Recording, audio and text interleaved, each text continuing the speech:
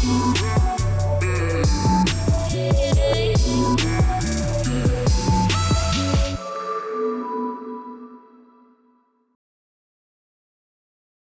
was the introduction of today's podcast, because today's podcast is about a young person who make us proud in a Commonwealth game. So I'm not gonna introduce anything about him because I'm gonna let him do it. So stay tuned and enjoy our podcast. This is the Cardiff Youth Service podcast. So today we are with Owain.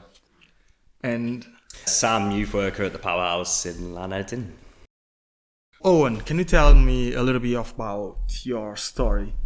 Well, I started boxing at 8. I've been in the same gym since obviously 10 years, and we just keep the graft up, keep training, keep fighting people around. Like obviously, when I was younger, people around Wales, England, won Welsh titles, won British titles, not titles, got silver, and then I was boxing for Wales, but I weren't boxing for Wales as good as much as I am now.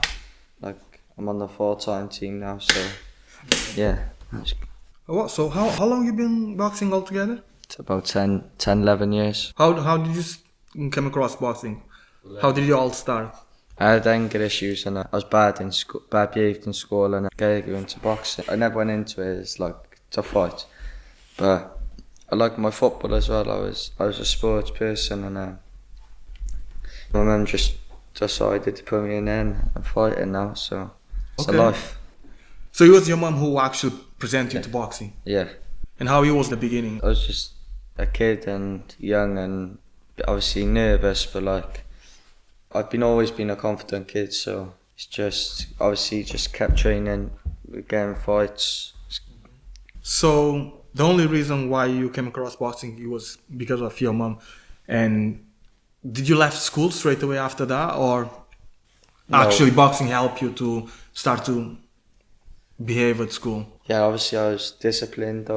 I used to fight a lot, but then when I got into the boxing, obviously they teach you discipline and teach you a bit of respect for yourself, and you wouldn't.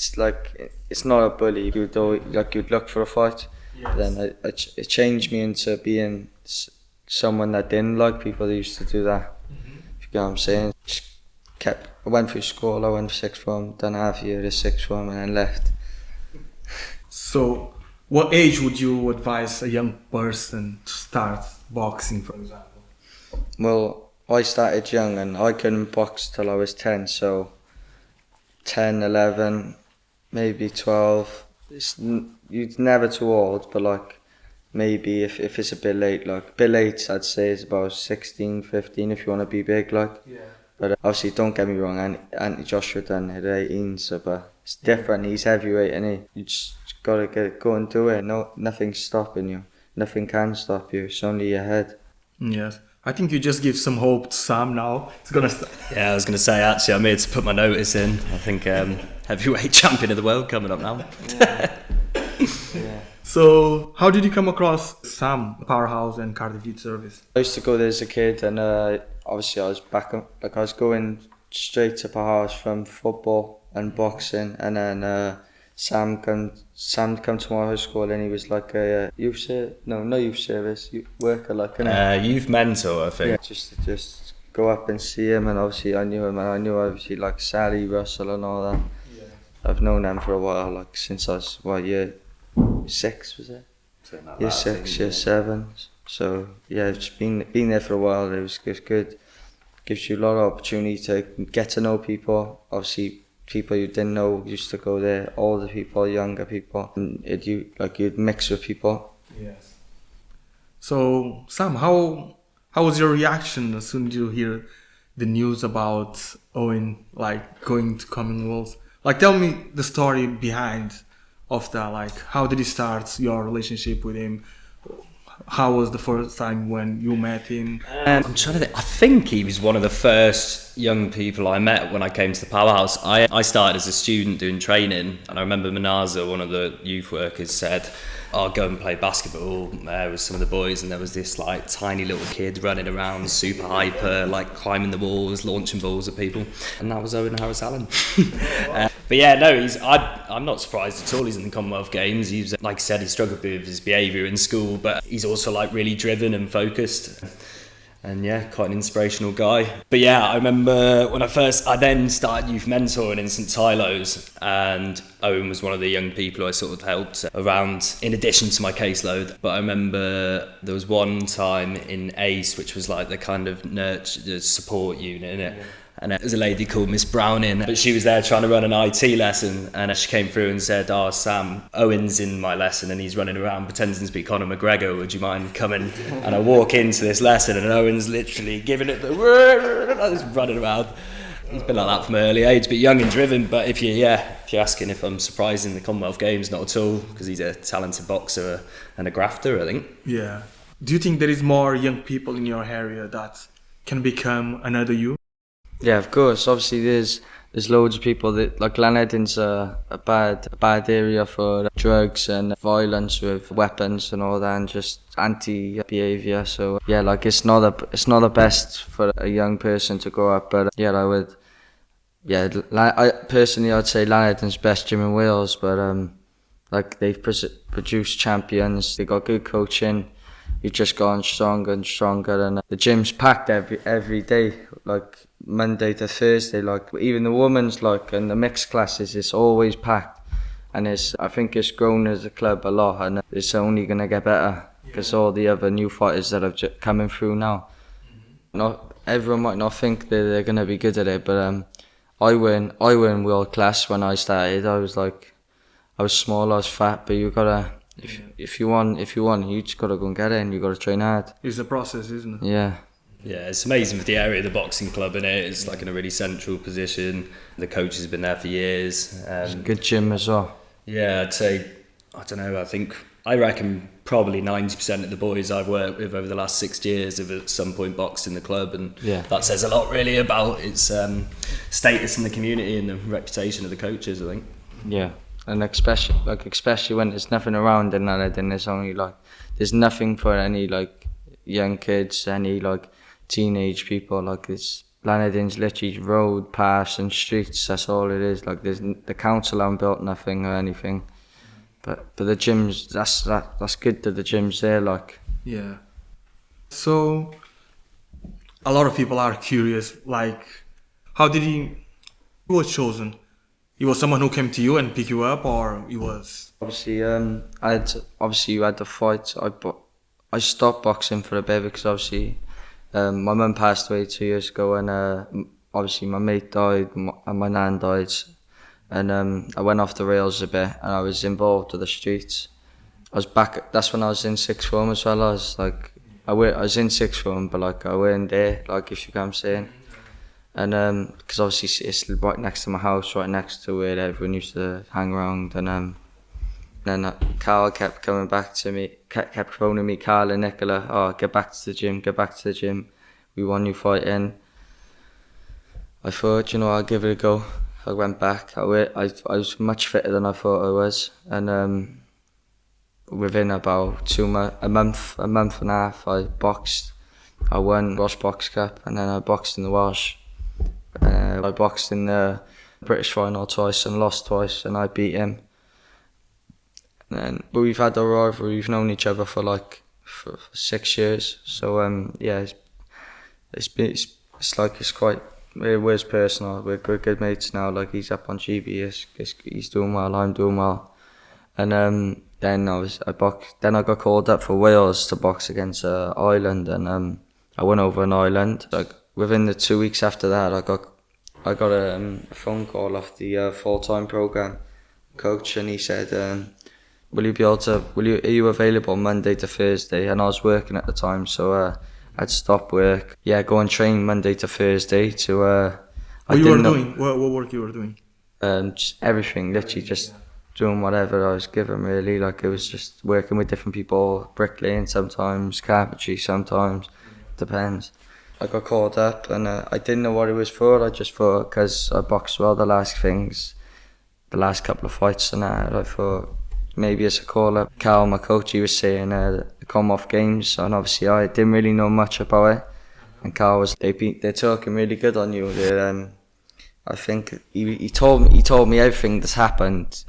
Like, you get me. He said he was like, you're gonna go to Commonwealth Games. He said you're gonna go to a couple of tournaments first to qualify for the games, and then you're gonna go to the games, and I reckon you do well. Obviously, when I got called up, went to Serbia, boxed against number 3 in the world, lost on a split decision.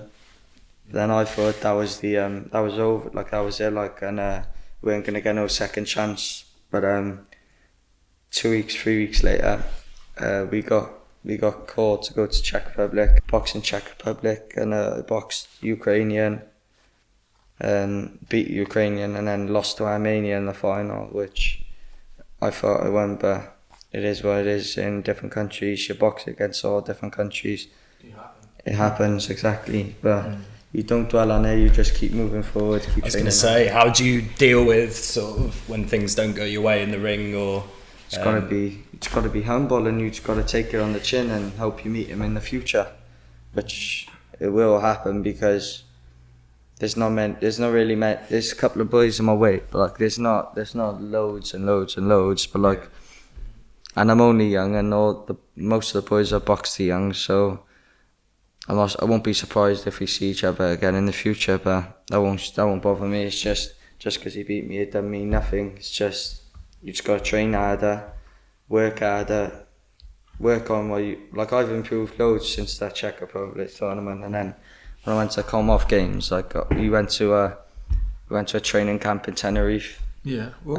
And we were doing some sparring over there, we were doing running over there, and it was absolutely good, and we got to the games, and it was just crazy. I felt mad. I was making weight easy, and I just felt good. That's what made my confidence go up so much, because I felt like I was the best shape and best I've ever felt. Like, it's crazy, like, because we were doing weeks and weeks and weeks and weeks of training, running up Brecon early in the morning, like twice every week.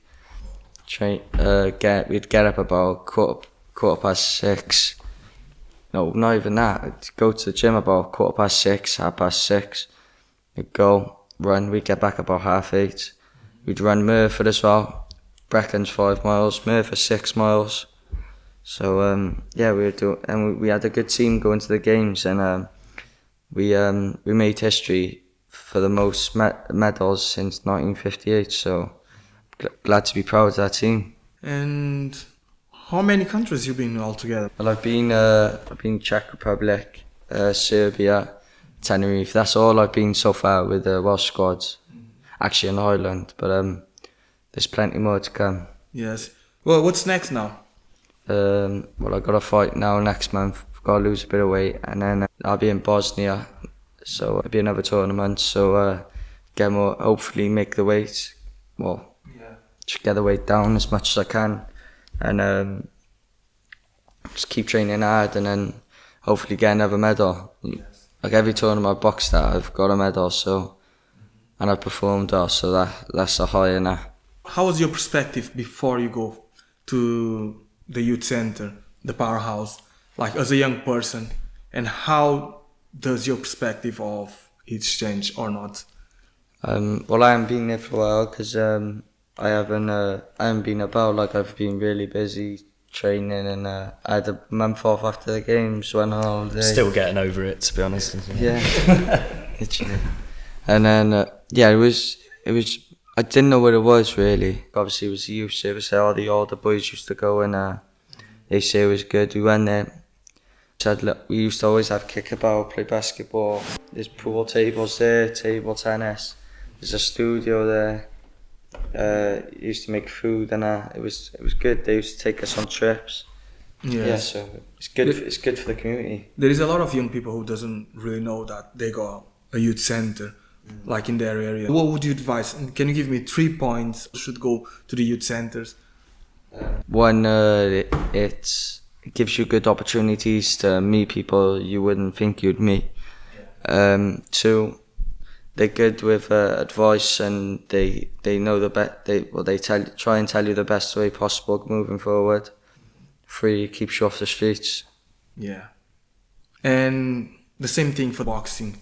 Why should the young people shouldn't go and play? Well, if you're young, it keeps you, for one, it keeps you fit, it keeps you humbled, it keeps you it don't turn you into a bully. Like, you might feel like you want to fight all the time, but it's for the good. And yeah, it's good, and it's good to be a boxer just in a person. It makes you feel a bit like different, because as a boxer, it's no game. Like, it's a tough sport, and it's just good to be young, healthy, looking good in yourself, present yourself well. Why do you think there is a lot of stigma across? Because it is hard, but like I said earlier, if you want it and you want to do something with your life, because you only live once, and go and do it. Like, there's nothing stopping you. Like, the only thing stopping you is your heart and your head, and you gotta push through. Tell yourself no, go and do it. But yeah, it is hard, but like I said, it's a graft. Just get it done, innit? What about like maybe young people in Llanedin or anywhere in the world? If they don't want to be the next world champion, would you encourage them to get involved in a boxing club to support their mental health or their physical health? Is that? Yeah, exactly. Boxing's good for your mental health. It's a good environment. It's especially in our club, we have a club family, and we have a lot of people helping out, like Nicola, Mike, Ryan, Dom, Cal, Susie, and then obviously all the others. Then we got a good group of boys as well, and it's everyone helps each other out, and no one lets someone not look bad, but if they're looking down, then they'll go up and have a chat. And yeah, it helps your mental health, it helps your physique, it helps everything, it helps your head mostly, keeps you busy. Owain, thank you very much for this podcast. Thank you very much for a set talk to us. You want to show to the camera your medal, because it's over there. You want me to give it to you? Hold on.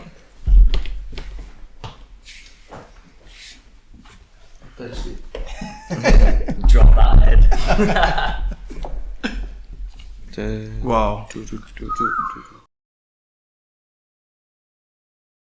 Pride, because like I said, I went through the back door, and I wasn't even meant to go to the games, but to get a medal, like, no one knew me going into that tournament, and I just proved my point and make a statement, let people know that I'm about, and I'm coming for everything. So yeah, it was good. It was good experience, different people there, different type of bonding. Like, I met a lot of people, I made friends with a lot of people. Yes, good experience, man. You're fighting on TV, like, do you know what I'm saying? There's millions around the world watching, and it's a bit different to fighting on all these international shows and that. But yeah, it was good, very good. The coverage was crazy, wasn't it? And everyone back in Llanedin going mental. It was like, proper. Yeah, I had a lot of support in Llanedin and Cardiff. It was crazy. I couldn't even answer everyone's message. Of course, yeah. Can you imagine?